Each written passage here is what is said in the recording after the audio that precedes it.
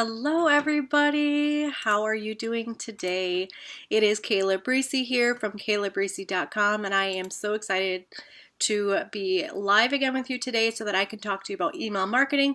But more specifically, we're going to dive in and talk about the most common mistakes that I see entrepreneurs and small business owners make with their email marketing. So with that said, let's go ahead and dive right in. So you may be new to business and you may not know what email marketing is. So let me just briefly explain what it is for anyone that might be new here. And you seasoned entrepreneurs and small business owners, you likely already know the definition for email marketing. But email marketing is pretty simple. It's just the act of sending a message to a group of people using email. And so think of it as mass marketing. With a push of a button, you're sending out an email to people that have subscribed to your list. Okay? Now, there are several benefits to email marketing, and I mean several benefits, but some of my favorites that I'm going to share with you here in just a couple of minutes here will help you see the power behind email marketing and why you as an entrepreneur and a small business owner should definitely be leveraging it for your business, okay? So 5 of the benefits that I feel are the most important are that it helps you automate your sales process. So essentially you can make sales in your business 24/7, 365 days out of the year. This is pretty cool, right? So you're able to automate that process so you're not having to manually do everything for your business to nurture and to convert your clients. Your email marketing can actually do a lot of that. The other thing that it helps you do is it helps develop relationships with potential clients. So your leads, right? So you're building and nurturing those relationships. And again, this can be 24/7, 365 days out of the year. So you're not having to do those manual reach outs, although I do recommend that you still do those, but you're not going to have to try and reach out to thousands of people a day because literally with a push of a button, you're going to be able to have a large mass of people receiving a message from you that is going to allow you to nurture them and build that relationship. Now, again, like I've been kind of mentioning here, you can reach more people at once, okay? So it really is that simple. You type up an email, you select who it's going to go to, whether it be a segmented list or your whole entire list, but you're able to reach the masses, so to speak, and you don't have to deal with any algorithms or anything like that. All you have to do is make sure that it gets opened, and there are obviously tricks to that to get those emails opened. The other thing it helps you do is it positions you as a credible expert in the industry, okay? People are going to come to you because they know that you are the go-to person for whatever it is that you do. And they want to be in your circle. They want to be in your community. They want to learn from you. They want to be able to essentially kind of pick your brain in the best way that they can. And they want to buy products from you or services from you and what have you. So they want to be in your space. And so with you positioning yourself as a credible expert, you're going to be able to grow your email list and you're going to be able to nurture them. And that means that you're going to be able to convert them. Now, it is said that money is in the list, which I 100% believe that's true, but that doesn't mean that you need to have 50,000 people on your list for it to be profitable. You need to have an engaged list, the one that is they're responding to emails, they're buying your products or your services, they're sharing it on social media, things like that. They're engaged with your content that you are sending via email. Engagement is going to drive the conversion for those sales, okay? Doesn't matter if you have a list of 50,000 people and it's not engaged, you're not going to be able to convert and your sales are going to be lower, okay? So an expert tip for you guys is to shift your thinking that you need to have this extremely large list. While that is great and all, really the reality is you need to have a very engaged list that's going to be able to help you grow and develop and, scale your business and what have you. Okay, the last benefit that I have for you is that it's easy to track and measure, okay? So email marketing, whatever platform you choose to use, if you need a recommendation, I can definitely give you recommendations of email service providers to use, but depending on whatever one you're using, you're going to get analytics. Now, some of the ones that are free are obviously not going to give you the option to get all the analytics that you probably want. They're going to have decent analytics, but if you go with one that's top of the line, more expensive, you can expect to get very detailed analytics for your email marketing, okay? So you're going to be able to track and measure, and the easy way to track and measure is you're going to be able to see what is working, what isn't working. You can do split testing. You're going to be able to see what times of day are the best times to send it to, what content's resonating with your audience, who's your engaged subscribers, who's always opening your emails, who's reading them, things like that, who's clicking on links. Those things are going to be able to help you improve your email marketing as you continue to grow and evolve in your business and continue to utilize it, so you can do more of what is working and less of what isn't working. Okay, so it gives you some really clear insights, and it will also help you be able to create content for your blogs, create content for social media, create content for live streams, or pre-recorded videos. So you're going to be able to do different things based on the analytics from your email marketing. So it's really a strong component for your business, can really help you move your business forward. Okay, so now that we've talked about what email marketing is, we talked about just some of the benefits, because there are so many benefits to email marketing, but I don't want to take all your time explaining that today. Let's talk about the 5 common mistakes that I see. And again, there's a lot of mistakes that I see, but these are going to be the 5 most common that I see in the online space with my local business owners, all my clients, people that I've spoken to. This is like the big common thread between all of them. So one of the top mistakes that I see is that a lot of entrepreneurs and business owners feel that email marketing is strictly for B2B, so business to business, and it's not for B2C, business to consumer. Well, B2B historically has had better odds with email marketing, but it is a misconception. It's a myth. It's not true. Okay, B2C owners can actually utilize it just as well. Okay, so the myth is that they can't use it. So both types of businesses can actually utilize email marketing for its cost effectiveness, its easy measurability, the relationship building factor, driving conversions, the sales automation. Every single business can utilize it. So it really doesn't matter what industry you're in. It doesn't matter if you're in B2B or B2C. It doesn't matter if you're an author, a speaker, a coach, a consultant, a salon, a boutique, right? Every type of business can utilize email marketing, and in my opinion, should be using email marketing. Okay? Now, the second common mistake that I see is that businesses feel that they really can't utilize email marketing. So this really kind of hits home on the point that I just mentioned. So this is another misconception that only certain types of businesses or certain industries can utilize email marketing. And this really couldn't be further from the truth, because it doesn't matter what type of business you are, like I mentioned. Every single business needs it, okay? So all industries, all business types can leverage email marketing as part of their marketing strategy. And it doesn't matter if you are a newbie in your business or if you're a seasoned entrepreneur, you need email marketing, okay? So when I started my business, I made the mistake of waiting to start my email marketing because I was trying to get other things, foundation set up, and I didn't start building my list until like 4, 5, 6 months after I started my business. That was kind of a mistake. And so it's been an evolving process for me as I've gotten started. Obviously I've been in business now for 3.5 years, so things have obviously changed. But I recommend all my clients to start looking at that right away and start building that list, because if Facebook were to shut down tomorrow, how would your business be impacted, right? If Instagram were to shut down tomorrow, how would it impact you? Okay, so essentially your email list, you technically own it, so to speak. You don't own your people on your social media. So if a platform were to shut down tomorrow, you would lose all those leads. And so with email marketing, you're not bound by the terms and conditions and stipulations given and by the use of you using the social media, okay? So you are at their mercy, whereas with email marketing, it's technically yours, all right?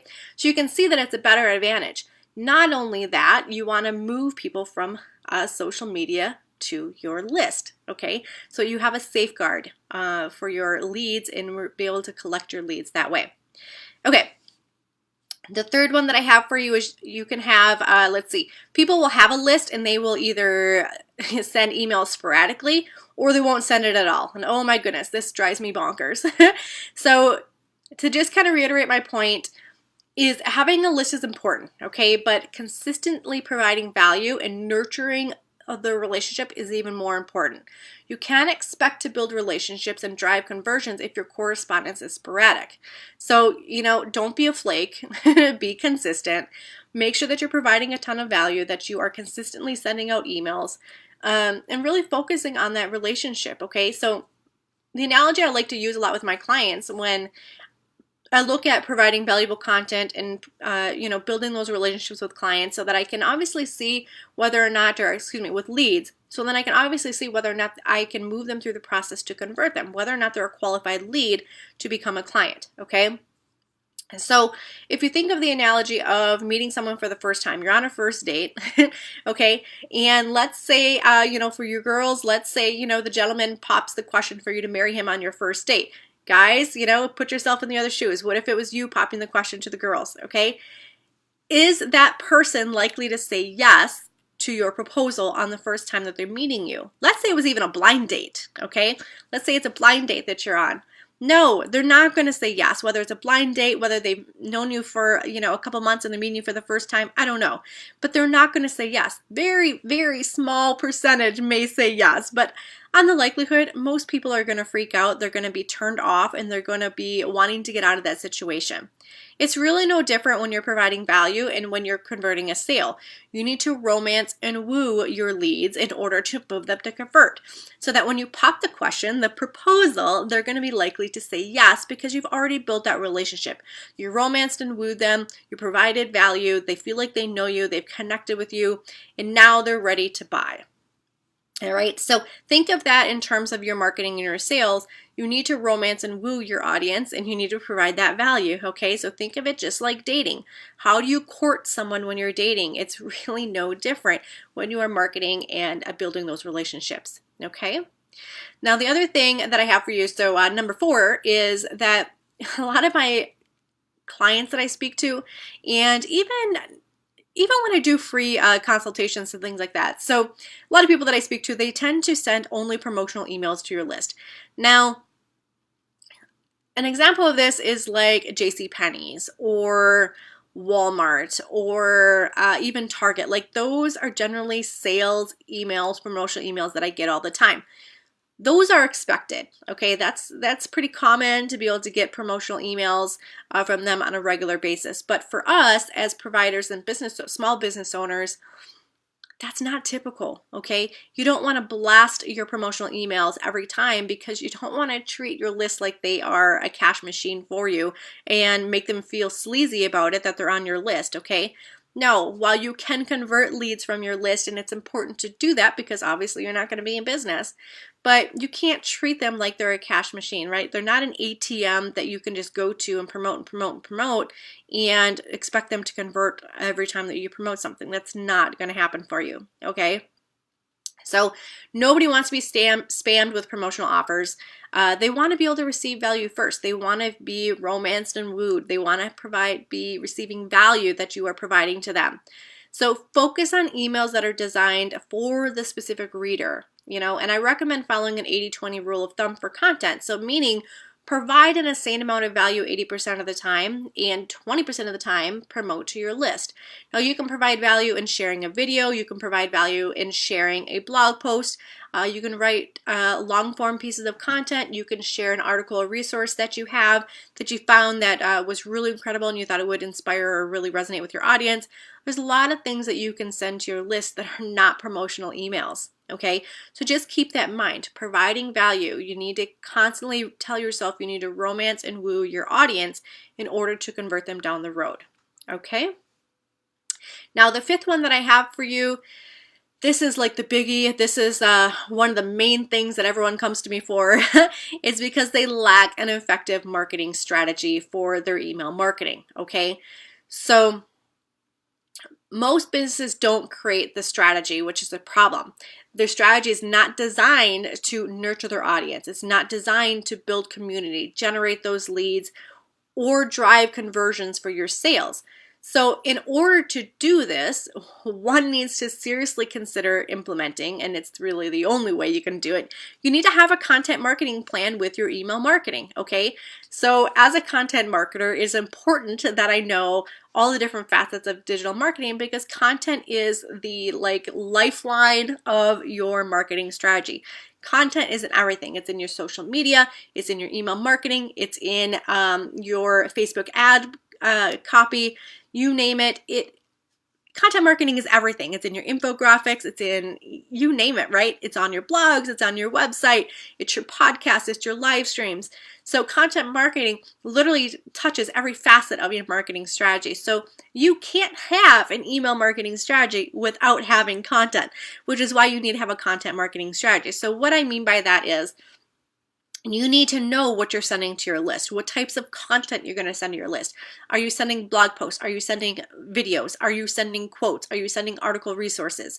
What types of content specifically are you going to talk about? Are you going to talk about, so like for example, what I send to my list a lot is content on marketing. So what specifics of marketing, right? Public relations, email marketing, content marketing, right? Blogging. What are you sending to your list? Narrow that down and create that strategy for your emails so that you know when you're sending out these emails, and you can have that consistency and you can have that structure and support so that you are moving people through your process of romancing and wooing them to get them to convert. Now, is everyone going to convert? No, obviously not everyone's going to convert, and that's perfectly fine. You're not meant to serve everybody, but you're going to have the people that are your diehard raving fans that are going to move through the process, and you're going to be able to easily convert them, okay?